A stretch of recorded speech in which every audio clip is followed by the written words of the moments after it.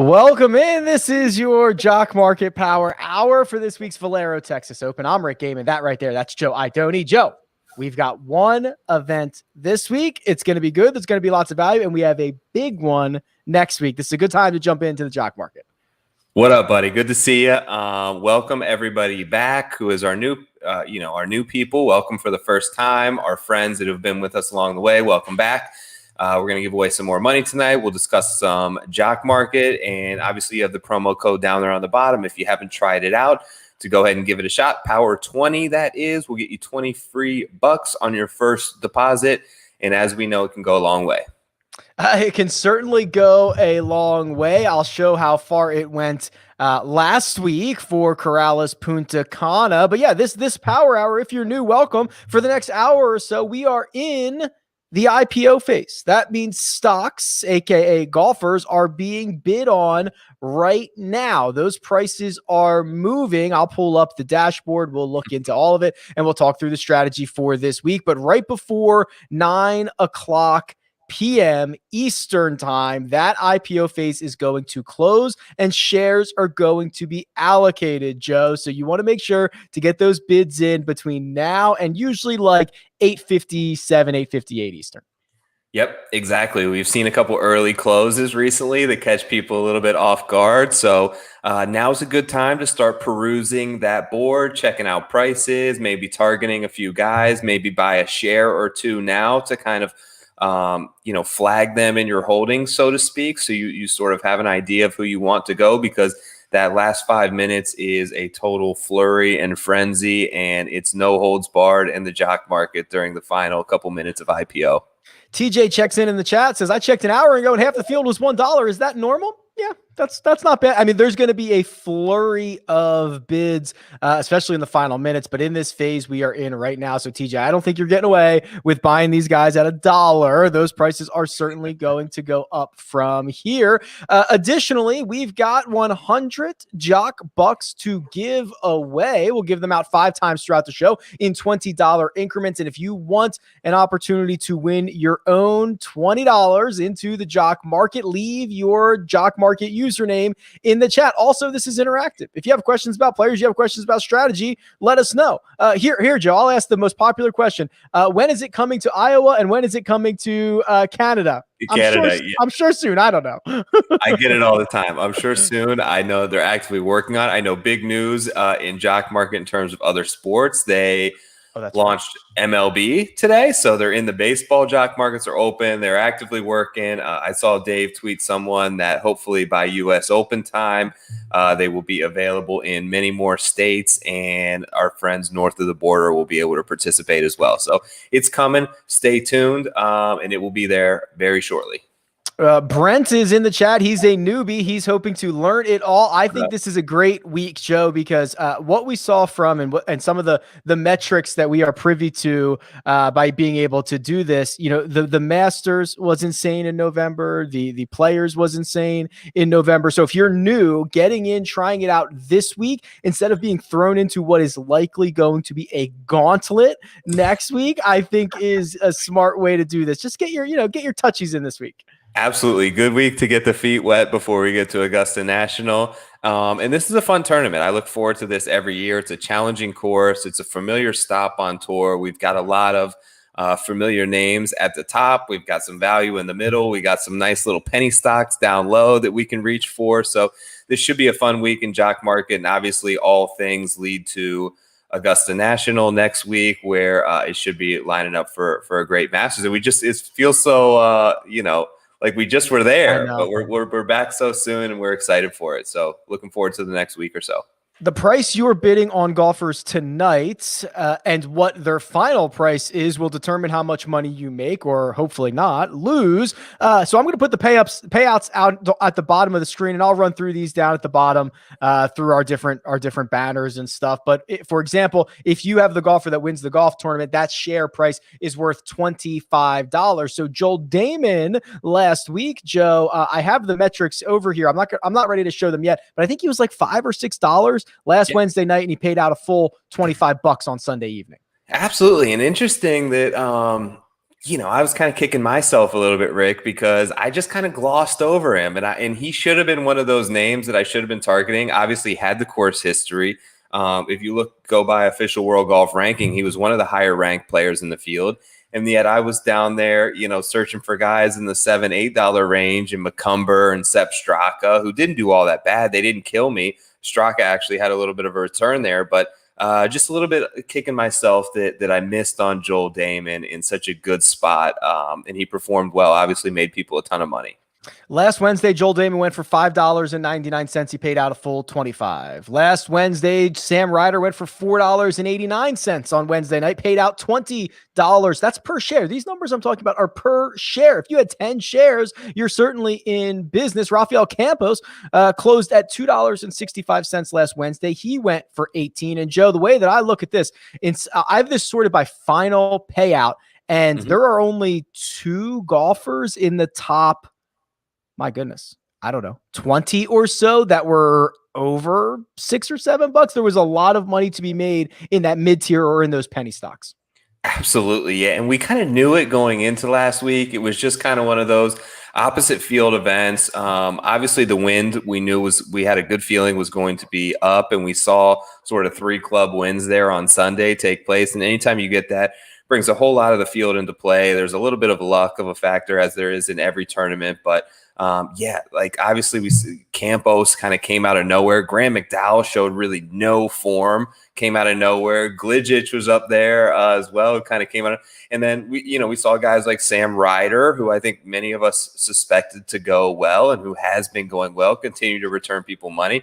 I suspect he'll be a little bit more of a popular pick this week. And then Griot was right there as well, who we talked about quite a bit.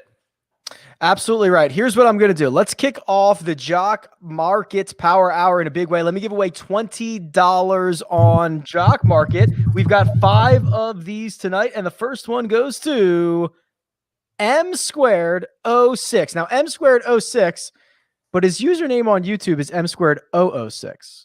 So you better make sure I have the right one before I tell the guys over at Jock Market M2 what your username is. So let me know, throw it in the chat, make sure I understand what your username is, because I'm writing down 06, and somebody's going to get a free $20 if that's not your username, my friend. But congratulations. We'll get that all squared up. Make sure to drop your username in the chat. Joe, Valero Texas Open. Look at it this week. It's TPC San Antonio. It's kind of a big boy course. A couple of the par 5s are over 600 yards. What are you looking for out of our golfers for this week? So the number one thing for me that it kind of has stuck out when I look back at years past has been approach play, right? We've seen the guys, whether it be Connors, whether it be Hoffman, the guys who have won the past couple of years have really led the field, I believe, in strokes gained on approach that week. It's also narrow, and not only the fairways are narrow, Rick, but the greens are narrow as well. So while you see the square footage doesn't look that bad, but some of them feel like, this is actually 2 out of 3 stops here in a row where I've played the course. So I've played PJ National, I've played nice. TPC San Antonio. So some of these greens feel like they're 10 yards wide and they just stretch like 50 yards long. So you really have to be accurate with your irons. If you're not the most accurate player coming into the greens, looking for a little bit of around the green work, short game guys. But yeah, guys who normally go well in Texas, a little bit of course history factor here I sprinkle in this week, but excited for it. Ryan asked a good question here. In this softer or weaker top of the field events, do you like to look at the bargain bin more, or do you like to look up top and try to get one of the few studs in the event? So this field, Joe, got significantly weaker on Monday when Dustin Johnson withdrew from this event, leaving Jordan Spieth, Tony Finau, I don't know who else you want to throw in. Hideki Matsuyama. Who else do you want to throw into this mix for guys at the top, the studs? Yeah, There's one more I'm missing. No, I think you hit all the major ones there. I mean, there's Corey Connors as well as up there. Corey Connors was maybe who I was thinking champ. You've got Palmer and you've got Hoffman, who I think are going to be popular picks this week. For the main part, I think you may have missed Abe Answer too. May have been the other one. Answer and Scheffler. Scheffler was the guy I was blanking on. Yeah, Scheffler was the guy. Okay. But to answer sort of Ryan's question, everyone has their own strategy. And that's kind of the beauty of this, Ryan. But I think what I usually try to do, and you'll see me kind of go through this week to week, but I try to grab maybe 2 at the top, 2 or 3 in the middle, and then I try to grab 2 at the bottom. So I try to kind of mix up and diversify my portfolio, so to speak, a little bit with guys in the different ranges, and see how it goes. Yeah, and really all you're asking them to do is outperform whatever price that you've asked them for. So let's put this into practice here by showing you. And let me make sure I have the most up-to-date version of this, Joe. I'm going to show you the tool that we have that taps into the live IPO prices so that I can give you a full up-to-date look at what we've got going on. And as it loads, here we go. All right, so here's where we're at in the market right now. We have Jordan Spieth leading the way. That should be no surprise. He's $7.01. So if you're a buyer of Jordan Spieth, let's call it $9, Joe. This number is going to go up over the next 30 minutes or so. Let's call it $9. If you are bidding on a $9 Jordan Spieth, you are asking him to finish 13th or better. 13th place would pay out $9.50 a share, while 14th would pay out that $9. But then you look at some of these cheaper guys. So Hideki's $2 right now. That is definitely going to change. But at $2, I mean, come on, you're asking him to finish to make the cut, basically. Yeah, 65th is $2. So that's obviously going to go up. But that is, I think, what the illustration is of. There's a price for everyone, Joe, and then also you can have a couple of these penny stocks. You can diversify. You can have a couple of guys at the top, and they have different goals. Yeah, absolutely. I think that the volatility in terms of miscut or finish in the top 10, you're going to catch a lot more of that risk reward sort of down there in the penny stocks. The safer plays generally are the guys up top. But should, for instance, you take Jordan Spieth this week and you pay $9 a share from him, there's still some risk there, particularly if you're one that thinks he might have the private jet lined up for an early trip to Augusta National on Saturday morning to get some prep in. But, it's all relative, right? So the guys at the top, you expect them to have a higher likelihood of finishing within that top 10, particularly Spieth, particularly Finau this week, I think has a really good chance to top 10. So when you want to talk about a top 10, you really need them to finish 12th or better in order to pay out $10 a share. So that's kind of what you're looking at in relation to the gambling odds and the top 10 odds that you may be more familiar with. But like you said, those penny stocks at the very bottom have the ability to go boom. Here's a fun note. Jordan Spieth, with about 30 minutes to go in IPO, is already the most expensive he has ever been in the jock market. Previously, $7 for the AT&T Pebble Beach program, in which he finished T3 and returned you 129% ROI. We are now in uncharted territory for Spieth. And Joe, you kind of alluded to this. You said if you're one of these guys that think he has a private jet lined up, it's fired up, it's ready to go. How do you feel about Jordan Spieth this week? See, I'm off Spieth. So my price target on him, actually, you mentioned it, is exactly $9 that I've put. So even at that point, I feel a little bit worried about that, just given how important that I think hitting the fairway and keeping the ball in play is out here. Couple that with the fact that he's obviously been gearing this entire comeback toward Augusta National and making this run at the Masters, where I fully do expect him to perform pretty well next week. Seeing him as the most popular guy on the board, and if he finishes the highest priced guy, I'll be off of him for some of those concerns that I have. Where do you sit on Spieth this week? I am very bullish on the version of Jordan Spieth that we're seeing right now. He's gaining strokes routinely now with his approach game. In fact, he gained every single round of the match play as well. He's just been absolutely great with the irons. That's a great sign. I'm not as worried. I think there is a part of this event, and we've heard guys say this in the past, where it's like, I'm going to go and I'm going to play whatever it is, whether it's Houston or San Antonio, whatever it is before the Masters. I'm going to work on some things. Maybe I'm going to hit some draws, try to hit some shots that I'm thinking about Augusta. We've literally heard guys say that. Not guys that are in a 3.5-year winless drought that are taking every opportunity that they get. If it is Sunday and this guy's in it, he is laser focused on one task, and it is hoisting a trophy at the Valero Texas Open. That's my thoughts on it. I agree there. Yeah, if he's in contention, he's going for the win. There's no doubt about it. It's more so a big picture thing in terms of the focus and the prep this week heading into it.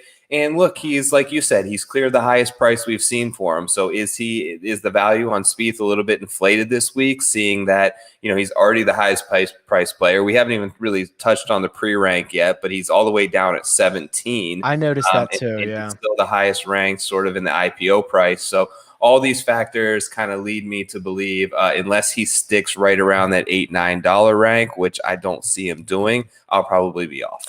You are not going to end up, my friend, with any shares of Jordan Spieth. Let me tell you that right now, because it's going to get more expensive. The pre-rank is interesting. This is especially in golf where it matters, because the pre-rank, the projected rank that is assigned by Jock Market before the IPO phase opens, and it breaks all ties. So if there are 3 golfers tied at 5th, the guy who gets the 5th place payout is the guy who has the best pre-rank. So someone like Tony Finau, who is the number 1 pre-rank, would break all ties. Here's an interesting question, Joe. Jesse wants to know, is there a cap of money that you can invest on a weekly basis during IPO? Have at it. Empty the account, Jesse. It's linked right to your PayPal. Go ahead and dump it in there, whatever you got. Turn in your crypto for PayPal real dollars, send it over to the Jock Market and double it up. Go have it. Lonto Griffin is at $5.62. Tony Finau, $5.25. There's that man Abe Answer at $5, and Cameron Tringale also at $5. If you're probably not going to end up with any shares of Jordan Spieth, Joe, is there any of these guys below him, the next set of guys that you might be more interested in, or you think you might end up with? So 2 of them there. I have interest in Tony Finau. Obviously, that ultimately depends on the price. But look, the beauty of Jock Market, we talked about this a lot, Rick, is you don't need him to win, right? So Tony Finau is almost the perfect mold of a golfer that you can have in the Jock Market. You look at his last 5 events. He's plus 240% ROI. And that's why, and many people would say that those have been disappointing finishes in the eyes of some people in the industry, because he's not cashing your 25, 30 to 1 tickets, but he is cashing you major jock bucks. So he's up 240% last 5. And then Abe Answer as well. I just have really seen, I think he's going to play well this week. I've seen the approach game start trending in the right direction.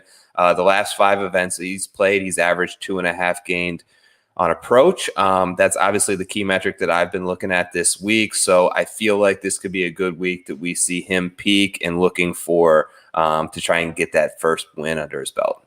Yeah, I was just clicking through here, and Tony, that is such a great point about Tony Finau, who doesn't cash any outright tickets, but he is, first of all, he's played in 11 cash markets, and he's averaged 22.8% ROI. And look at all these big wins. And even when the Players Championship, that was his worst. He missed the cut.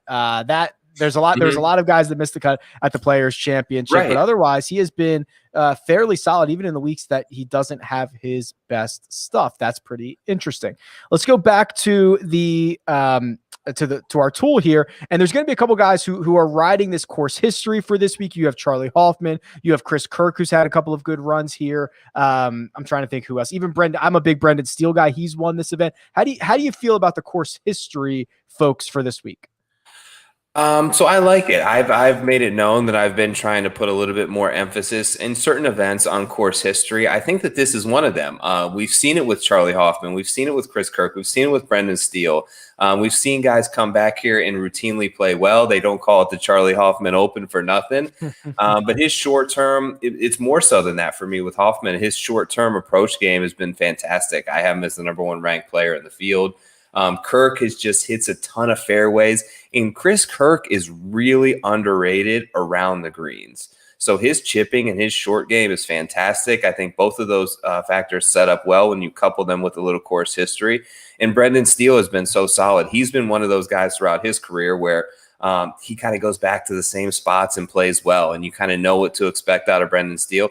I don't know if I necessarily see the win upside for him, but depending on his price, I can definitely see him cashing the top 10 this week.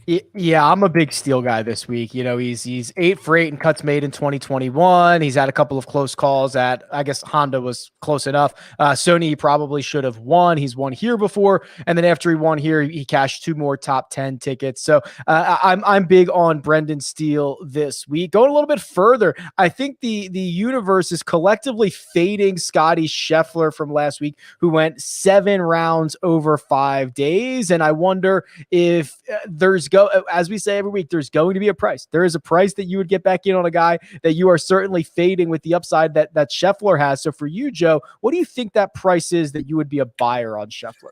Well, I'll tell you, I have a target price on him. He's the third ranked guy I have in the field. It's $8.75, which is about double what he's sitting at right now. So if he's under that point, I'll look to buy Scheffler. I'm not afraid, just given his youth, given his age. It's a lot of rounds of golf, but these guys spend 4 or 5 hours on the driving range and at the practice facilities during the week, every week. So a couple of extra rounds. Will he be a little bit fatigued? Maybe, but I still think he's one of the best form and value plays within the field. So I'm not so much worried about the fatigue factor on Scotty this week. But like you said, and like we always say, it comes down to the price. Well, that price just moved in the minute or so that we've been talking about him. He's $6.50 at the moment, which essentially you would be asking him to finish, inside the top 25, which is still certainly right where you would expect Scotty Scheffler to be by the time this thing is all said and done. Our defending champion,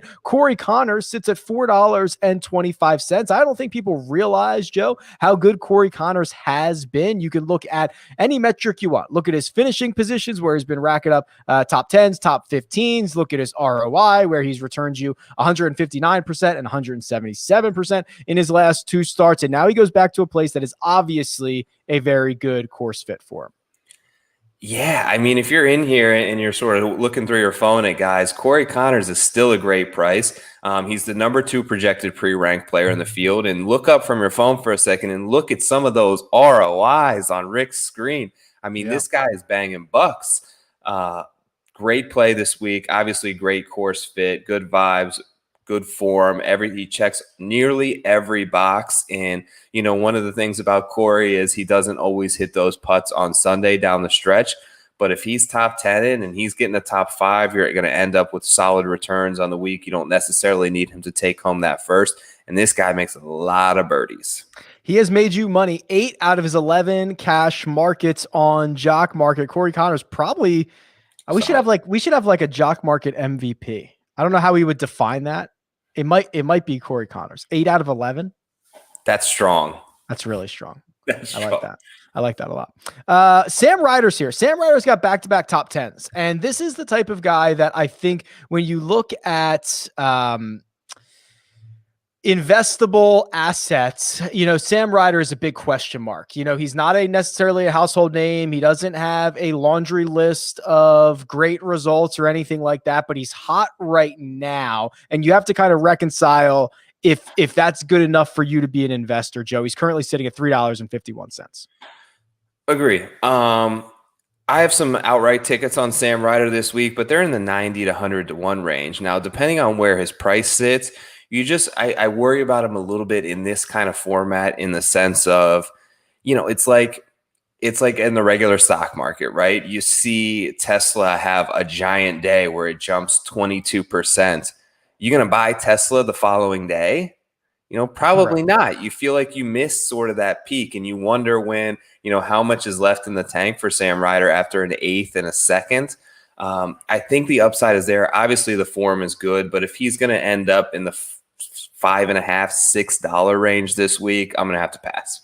Yeah, $5.50 or $6. That would ask him to finish. Well, $5.50 would be 31st or better. 6 would be 28th or better. I think that his range of outcomes is certainly wider than most. Scrolling down, actually, let me check the top here. Okay, so Spieth and Finau starting to separate a little bit, starting to gain some speed. Spieth at $7.05. Tony Finau also in the $7 range as well. That's to be expected. Going down into this kind of sub $3.50. I see Bo Hogue, I see Patton Kizzire, I see Johnny Vegas, and I see the Gim Reaper, Doug Gim. Any of these guys in this range that are going to keep your attention for the rest of the evening? Yeah, I like Doug Gim. I have him kind of as one of the guys that I may look to target. Obviously, the good form. I think that he was a very popular and the cool kid on the block of the week at the Honda. and burned a lot of people. So he's coming back, back in Texas. Obviously, we know that where he played his college golf. So I look for him to play well in that low $3 range. I may need to refresh here, but I've got a couple of guys as well that I'm interested in. One is Chase Seifert, who I think has been playing really well, carrying over good form. I think I think that he's going to be the cheap Sam Ryder this week, where, if you're looking to play based on recent form and performances, you may get a little bit of a discount there on Seifert. And I think the range of outcomes are the same. And then the last guy is our, everyone's boy, Harry Higgs. Have some interest in Higgs this week, seen a little return to the form, and he's in right now I'm seeing in sort of the mid threes.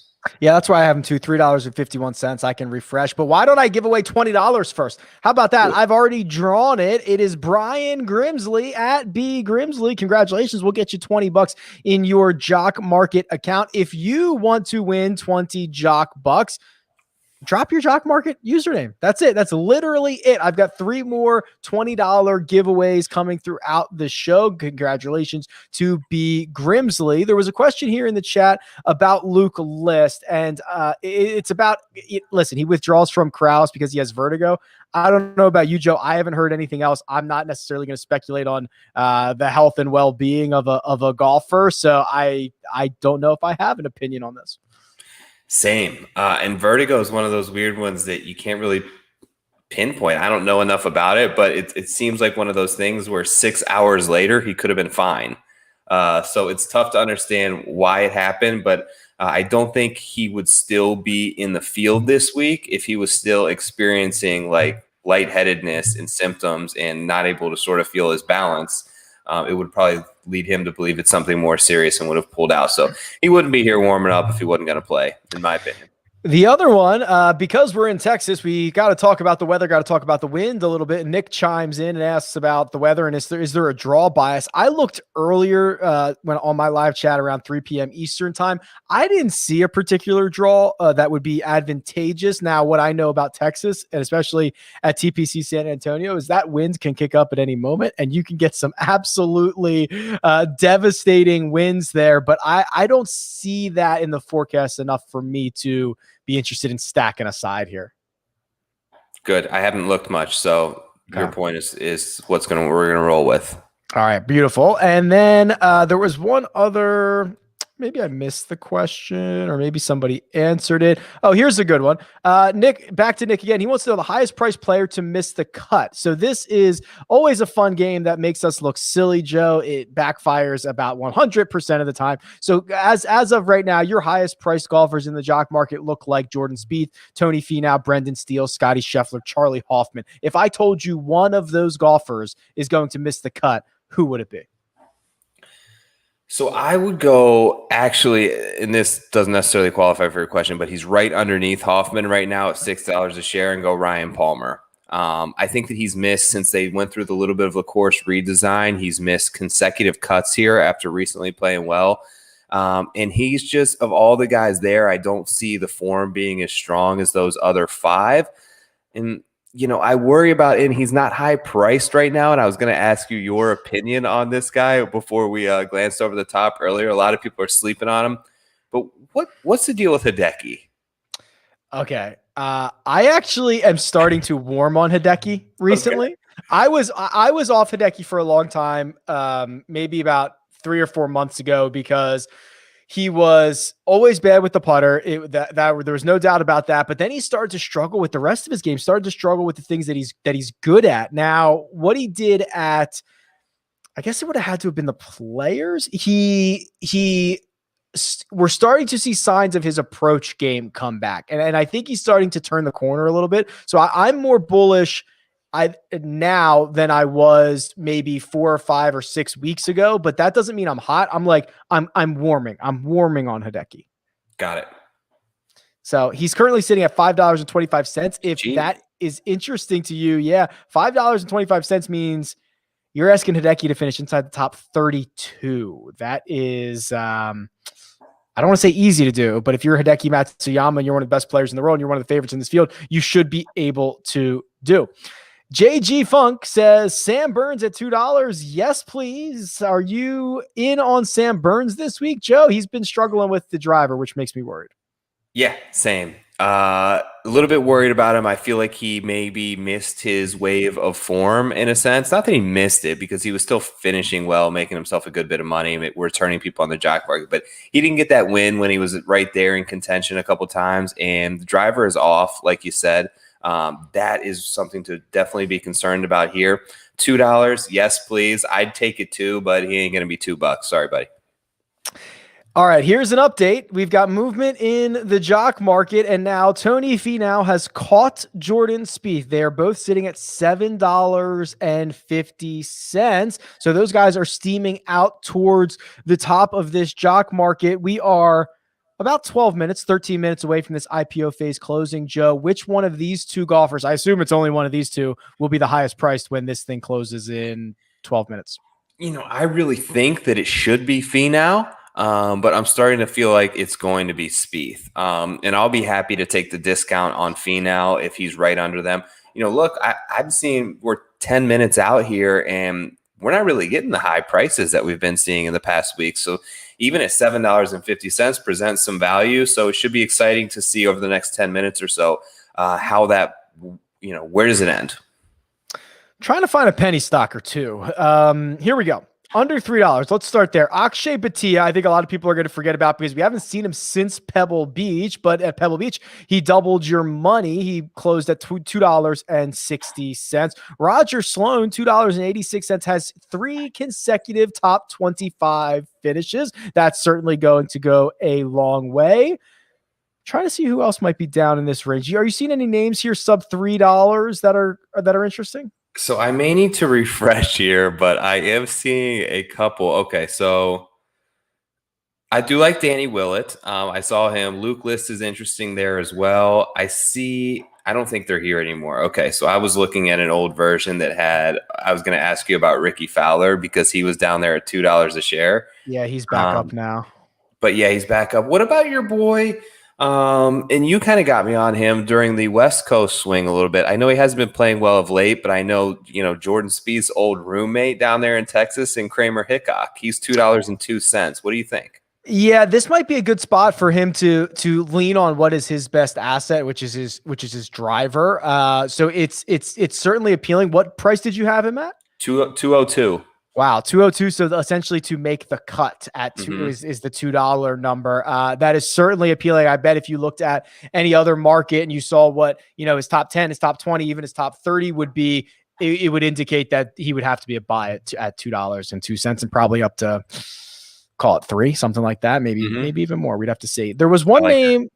Oh boy, who did I just have circled down here? Oh, there was 2 guys at $3. They might not be at $3 anymore, but it's Jim Furyk and Matt Kuchar, a couple of the older guys on the PGA Tour. Kuchar just went to the semifinals. He was the 3rd place winner at match play. Isn't he like in the best form? Don't we have to roll him out this week? What's going on, Joe?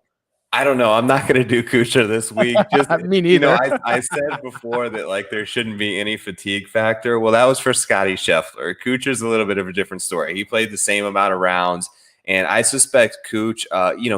He has a really good track record at Augusta as well. So I know he's trying to return some of that form. Wouldn't be surprised if maybe the prep isn't where it usually is this week, seeing that he played 7 rounds of golf in 5 days. Over the course of last week, brought home a good paycheck, knows he has Augusta National coming with. I would lean Furyk in that sense. Just so good off the tee. Driving accuracy is right there. And we've seen, this age group of guys pop in the jock market. We saw Stricker at Waste Management. So we've seen these guys. We saw Furyk do it, 2 years ago with the Players. So it wouldn't surprise me if he ends up with like a top 25, 30 this week. The Furyk thing's really interesting because you look at some of the par 5s and you're like, oh no, these are way too long for him. But then you realize that they're essentially 3 shotters for most of the guys in the field. So you might as well lean on the guys where they were going to hit them in 3 shots anyway. Like Furyk was going to play to 100 yards out and hit a wedge. Like he was going to do that no matter what. Now everybody else in the field is doing it too. And that is where Furyk excels. There's a question here from Michael, and I want to get to it because Michael has been in the chat before and we appreciate that. So he says, Joe, do you build your portfolio like some bettors build their betting card? Do you keep your possible return equal for each golfer. Okay, I see what he's getting at. By balancing share price by number of shares. So if you are bidding $10 for a golfer, are you taking less shares? And then are you bidding more, or are you trying to buy more shares on golfers that are cheaper, if I'm understanding Michael's question? Yeah, I think I see what you're saying too, Michael. And that is how I do build my betting card. So I try to have a target price that I have in mind. So I will stake a higher wager on a guy, in the 10 to 20 to 1 range than I will on a long shot. For this, no, I don't really. I try to grab anywhere between 20 and 30 shares of all the guys on my board. And I've just found that's the strategy that's worked for me so far. So right or wrong, that's just kind of how I've done it. Okay, let's get an update. I'm going to pull another winner here in just a couple of minutes. So make sure your Jock Market username is in the chat. Make sure you hit the like button for us. Certainly goes a long way. Please. Let's get an update here on the most recent prices. So Tony Finau has surpassed Jordan Spieth. So Finau is at $7.85. That is essentially asking him to finish 18th or better. Jordan Spieth right behind. Charlie Hoffman has moved into a clear third. He's at $7.25 with Abe Answer at $7. We still have some guys that I think we're going to see movement on. Connors, maybe Palmer, maybe Chris Kirk. There's only one direction Hideki can go, and it's got to go up from here. I think we're going to see some movement, Joe, in this $6 to $6.50. There's 5 or 6 guys there I think are going to be on the move. Yeah, I agree with you. And that tends to be where we see the most movement at the very end. Usually people are more likely, like myself, to grab your penny stock, so to speak, or the guys lower, a little bit earlier within the IPO hour. And it seems like that last 5 minutes or so, you try to centralize your focus on the top of the board and see if you can isolate some value there. So, yeah, I expect a lot of movement. I expect Hideki to pop up. If not, then I didn't think I was going to be here, but I'm going to own some Hideki this week. Yeah, you'll be a Hideki buyer if he stays anywhere close to $5.65. He would be that's the price where he'd have to finish in the top 30. He is certainly a favorite to do that. So you'd almost have to be a buyer there for Hideki. I want to just see how kind of the other end of this. Okay, I've been keeping a kind of a close eye on these two, Damon and Fowler, and they've been stuck to one another, Joe, all night long. These are the two guys that are getting the most steam, the most storylines for win and you're in at Augusta National. Obviously, Ricky Fowler hasn't missed the Masters in a decade, and Joel Damon, who won last week, but doesn't get an invite from Punta Cana, so he's got one last crack at it. These guys have been side by side for essentially the entire time we've been on air. You're right, and I've been looking at both of them closely too. I lean Damon there. I just feel like, okay, so there's a little bit of like game theory for it to me. Like I'm playing some Damon and DraftKings just because I feel like so many people are going to, we know he partied, right? We know he drank quite a few adult beverages after last week. But that said, who's to say he doesn't do that after every tournament? Sure. So I think he'll show up fine. I think that he got a little bit of the sense of a monkey off your back and getting that first win. Sometimes that can free people up. We've seen Max Homa do this, right? Where and Max, we know, likes to have a good time as well. But after his win, I think everybody got off Homa thinking he was just going to play terrible. He carried the form over into the Florida swing. So I wouldn't be surprised to see him play very well this week. I don't know if he's going to win, but wouldn't surprise me at all to see him top 20. I love it. Okay, how about $20? I've got $20 to the Jock Market, and it goes to the one, Corey Klinger. Congratulations, Klingcore. I like that. That's a very cool little handle. Yeah, what's up, Corey? Oh, you know Corey? Well, I don't know him, but we know each other on Twitter. Oh, okay. No, I don't know any of these guys, but I also know all of them, right? Like, right. I know how that goes. Okay, so that is Corey Klinger. That is our third of 5 $20. So make sure that your Jock Market username is in the chat. We're just about ready to do this. We are going to let Joe focus in, zone in. We probably got 3 or 4 minutes to go here. So quickly, Joe, before I let you out, your strategy for this week and how many guys you're going to be targeting. Yeah, I'm going to stick to my usual strategy, anywhere from 5 to 8 guys, try and get a little at the top, a little in the middle. Right now, I have quite a few bids in on the guys for the lower, so I haven't really placed anyone over $5 a share yet. So I'm going to take a look here over the next 3 or 4 minutes and really just let the board kind of talk to me and make the pick for me. Whoever I feel like has the best price in relation to their value and chances to, to top 20, I'm going to go with. Let the board talk to me. That should be like a t-shirt or something like that. Okay, Joe, go do your thing. Here's what's going to happen. It is by my clock, 8:54 Eastern. Actually, by my clock, it's 5:55 Pacific. So 8:55 Eastern time.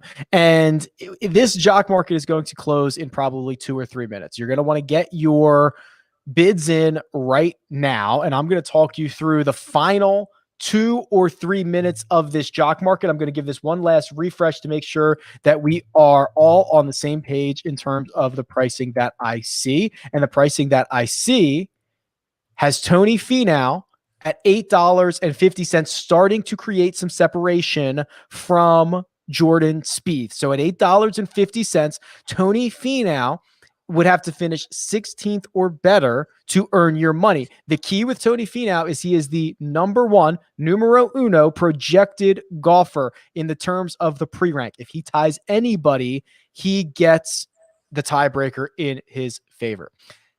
Jordan Spieth, $7.80. If he would need to finish 18th or better. If you think Jordan Spieth is going to finish 18th or better, you're a buyer at $7.80. Abe Ancer and Corey Connors now 7.5 each. That means they need to finish inside the top 20 or better. If you think Corey Connors, if you think Abraham Ancer can finish inside the top 20, you are a buyer at $7.50. Charlie Hoffman is in a tier of his own at $7.33. Then my guy, Brendan Steele, who I am super bullish on, at a flat $7. The market has not bought in on Scotty Scheffler, still hanging in there at $6.99, much below his odds that you might see at a different sports book. Ryan Palmer, Hideki Matsuyama.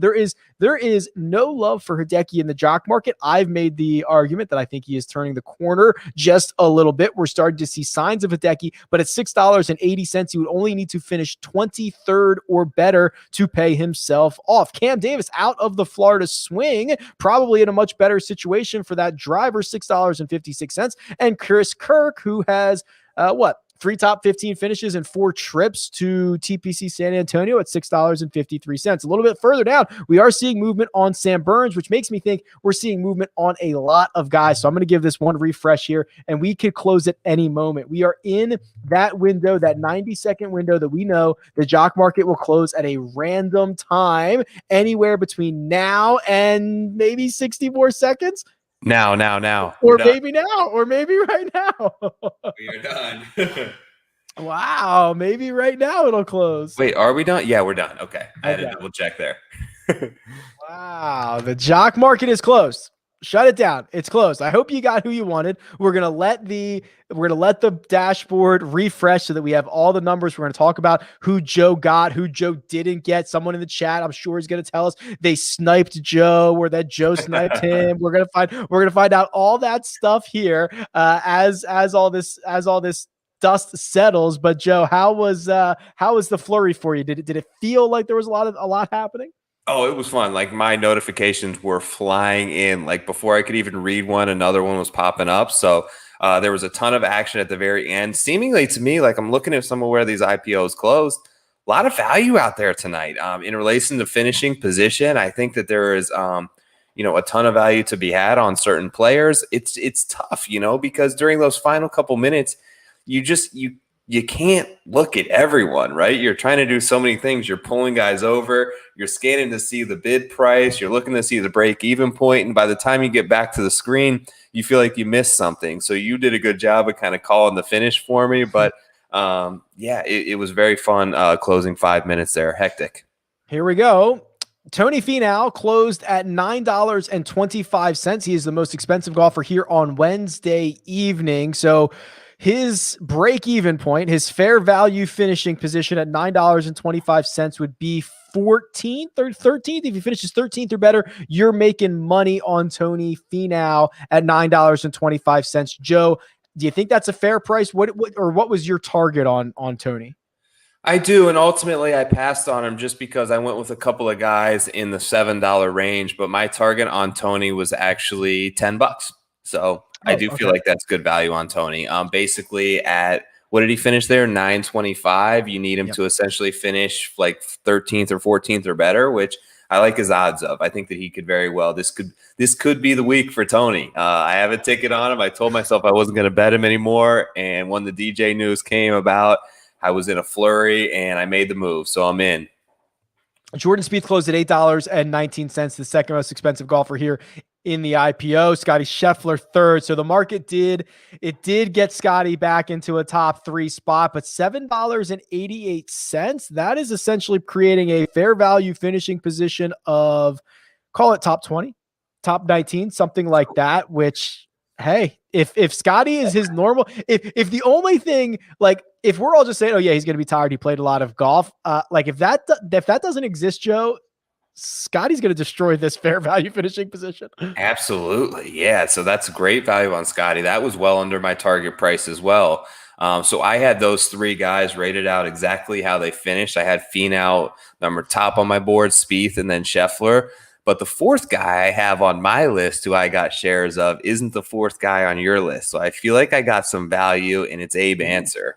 Okay, Abraham Answer. I have him closing at $7.55, which means he needs to finish, wow, inside the top 20 for Abe Answer. There is, yeah, I'm actually surprised because he's a popular golfer. I would have expected this to close higher on Abe.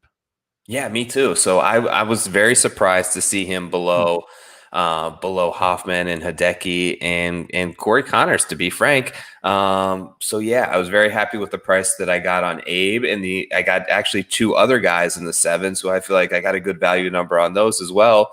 Let's talk about them. It was Brendan Steele, who you mentioned. So he was right there, just above $7. And then I got Chris Kirk at $7.50 as well. So basically all of those guys, I need to, finish top 25 or better in order to pay out. Top 20, top 25 roughly. And I like all their chances. And I feel like one of those 3 could end up cashing me the big ticket this week and the $25 a share. So I'm happy with the 3 that I got. I love all of these guys. These are the 3 guys you got shares of. You didn't get anybody else. Is that right? No, I have more. Oh, okay. Let's talk about the other guys. Who else did you end up with? Okay. So I actually got a lot of shares of these 2 guys sort of in the middle, and it's Damon. One of them's Damon. So I paid $4.08 a share for Damon. I had a target price on him of $5.50. So essentially I need him to finish 42nd or better this week. So we'll see. I'm going to put that theory to the test on did he party too hard. And the other guy was Doug Gim. So he came in under my target price as well. Like Doug Gim's chances this week, I feel like he may be a little bit overlooked. If this was maybe a month ago, a hometown in Texas, he would have been like in the top 10 guys here, and people may be sleeping on him a little bit. So those are the 2 guys I staked in the middle there. And then in the bottom range, I got actually not so much the bottom, but I did find some shares of Sam Ryder. And then I took Kramer Hickok as sort of my penny stock that we talked about. What did he end up going for? What did Kramer Hickok end up $2.37. So I basically need him, let's call it make the cut, finish inside the top 50 or so. I love it. I've got $20 to give away right now, and then I'll give away $20 more before we get out of here in about 10 minutes or so. And these 20 Jock Bucks go to Ryan Grabig, 25. Congratulations. We'll get you set up with $25 to Jock Market. If you would like an opportunity to win your 20 Jock Bucks, put your username in the chat. That's literally it. Put your username in the chat. It's very, very simple stuff here. I like your shares, Joe. I had a question. There was a question here in the chat. Okay. Oh, Doug says, I'm new to Jock Market, been hearing great things. How does it work? Go back to the top of the show, but here's how it quickly works. We just finished off the IPO phase, which means bidding for golfers. We are now, Joe, in live trading. So you could sell those golfers that you just told me you have shares of, you could start selling them right now if you wanted to, and you'll have the opportunity to buy and sell golfers through Sunday evening when this event closes. Absolutely. Yeah. I think that, Doug, just to answer your question, sort of the best value you'll get in terms of pricing wise is during this initial IPO hour. Anytime after that, you've got to put a bid on the guy. So if you want shares of a player that you don't currently have, you got to put a bid out there, and the bid is going to go for whatever they want to sell it for. So you will see an ask price and a bid price next to each golfer. The ask is what they're willing to sell it for. So if you want to add to your portfolio, that's what you got to bid to get that golfer. You got to take somebody else's shares. If you want to sell them, you can put up a sale price on any of your players. And if someone meets that threshold, those shares will be allocated to them. So we're still live trading. This thing goes all the way through Sunday afternoon when this tournament finishes up. So presents great opportunities to get in Thursday night, Friday night, Saturday morning, whenever you have time and you can pop this up and you see someone making a run up the leaderboard, check those sale prices and those ask prices, and you may be able to find yourself a little bit of a bargain deal there. Ricky Fowler ended up closing at $3.66, which is essentially, Joe, asking him to finish 45th or better. The narrative around Ricky is going to be win or get in, but can he finish 35th or 45th? Either one, I think that he can. I don't like his odds of doing that just because he 45th. seems to be losing the ball and has no idea what's going on off the tee. This course is relatively long. It plays with a lot of wind. You're going to have to hit a lot of drivers.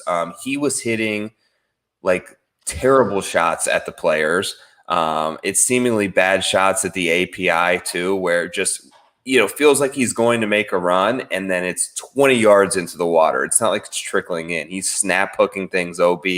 So it just seems to be really searching there. Have seen some good things trend well. He seems to be putting the ball a little bit better. So look, I can see him having a good week. I don't think that it's a likely scenario though. I do not think it is a likely scenario either. That $7.50 range, that's kind of where a lot of these popular guys ended up. $7.50, $7.75. Ryan Palmer, Chris Kirk, Abe Answer was in there. Brendan Steele just a little bit cheaper. The next range is kind of interesting. Cam Davis, Cameron Tringale. We didn't talk about them as much this week, Joe, but it's $6.51 on Tringale would essentially be for him to finish in a top 25 position.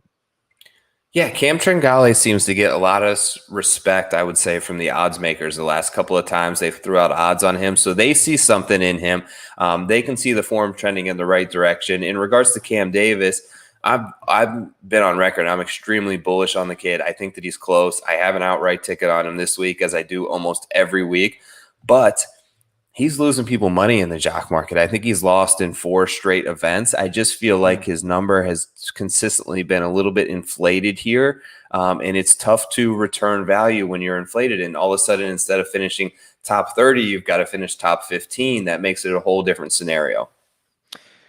As this event starts, as we get into this on Thursday morning, how often would you say that you're checking the app, or is it like you check the leaderboard and you see someone's 2 over that you might like and you hop into the app, or are you in the app looking and saying, wait a minute, that might be a price I'm willing to pay, or I might be able to move off of this golfer at this time? So I think it a little bit depends week to week, right? It depends a little bit on my schedule, to be honest. Just with 2 toddlers at home, it's like it's hard to find time to do everything. I'm on a tight schedule, but I like to check at the beginning of the day, the end of the day, so pre-round, post-round for each of the 4 days. And then if I happen to be like sitting there watching golf and I try to isolate things, or I'm looking at your website who focuses on the live in-tournament stats, and you see someone pop an approach play or stats that you're targeting, but maybe have a bad putting day, or maybe a guy just makes a triple, right? But he played really well, but he had an unfortunate triple bogey. Those are the type of guys that you can maybe look to target for the following day. And it's just a matter of checking prices, because sometimes people will leave these orders open and sleep for a couple hours or go away and close the app when a guy makes a little bit of a birdie run. So the more that you're in there, the more that you're able to open this app up and the more trading that you're able to do, the better off that you'll be and the more opportunities that you'll find. That I love what you mentioned, the guys who are striking it well, putting poorly, the guys that make a big number. The other one that I've been paying a lot of attention to recently would be like par 5 scoring. There are situations where I've seen Dustin Johnson plays the par 5s at 1 over, and I'm like, that is never going to happen again. Like this guy, it is just like, that's where these guys make their hay, and he's like not going to play those tomorrow. And I'm like, let me buy some shares, or let me go see what his number is right now, because that is another thing that usually gets back to its level. So those are I think the big ones. Yeah, so that's a great point. I see in the chat here another great point made by my guy Chad that I forgot to mention as well. Pay attention to the cut line, right? Because you will catch guys and people with $2 ask prices on guys that are maybe one shot outside the cut line. Should they creep inside of that and get 2 more days to play? Really, at that point, all they got to do is finish. So if they finish, you're basically breaking even and they don't withdraw. If they make any sort of run, even creep inside the top 40, let alone creep inside the top 30, you're making a ton of money. So pay attention to that cut line come Friday afternoon because you can catch a ton of value there. I should have mentioned that earlier, but that's a great point by Chad. I love that. Okay, so this is Valero Texas Open week, but next week is the Masters. And as I mentioned earlier, for those who missed it, you know, we get a little bit of metrics sent to us by the Jock Market team, and they've just alluded to the fact that these big events are big. They're big in the Jock Market. They're more liquid than ever. And I'm thinking, Joe, and I don't know if this is, I don't believe in jinxes, so I'm going to say it. I believe the Masters cash market will be the largest cash market ever on Jock Market. I think it's safe to say. Any sport. I think it's safe to say, look, we were privy to some of the numbers that they put up at the Players Championship. I think this blows it away. I think that the Masters brings in so many people outside of our little circle here who are interested in this. And Jock Market is such a fun and exciting way to take part. You feel like you're in the event and you're playing it. It's better than DraftKings where it's just set a lineup and hope that your guys do well because it's constant movement, right? It doesn't stop when guys tee up on Thursday morning. So should be a ton of fun. I expect huge numbers. I hope you guys all stop by next week. We'll try to have something extra special. Maybe we start 15 minutes early. Maybe we have a guest. Maybe we have a couple extra Jock bucks to throw away, but we're definitely going to do it big and appreciate all your guys' support and looking forward to another run at Augusta National. We got some data to go on this time too, as well. So we'll see how that goes. Oh yeah, we'll spend part of the show looking at the previous Masters cash market as well. Before we get out of here, one request from everyone in the chat: hit the like button, and then I'll fulfill my duty by giving away $20 more to the Jock Market, and that is going to go to Gliding Ghost. Gliding Ghost is getting our final $20 to the Jock Market. Congratulations. That is $100 we have given away this evening. I will send that over to our boys over at Jock Market, and they'll credit your accounts as quickly as possible. Joe, another excellent Wednesday with you, my friend. Thank you so much. I appreciate it, man. Best of luck to everyone out there this week. Hopefully you catch it big. We'll see you next week. Follow Joe on Twitter at TourPicks. Follow me at RickRunGood. This has been your Jock Market Power Hour. Good luck, and we will catch you next time. Peace.